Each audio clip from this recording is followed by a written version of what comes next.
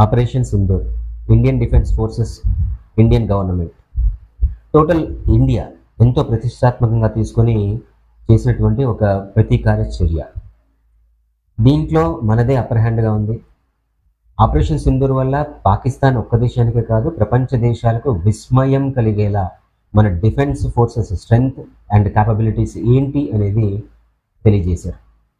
మరి సడన్గా cease fire ఎందుకు డిక్లేర్ చేశారు ఇంత బాగున్నప్పుడు అని చెప్పేసి చాలామందికి వస్తున్నటువంటి ప్రశ్న. ఒకటి, ఇక్కడ మనం కొన్ని పాయింట్స్ని కనుక నిశ్చితంగా గమనిస్తే మనకు అర్థమైపోతుంది.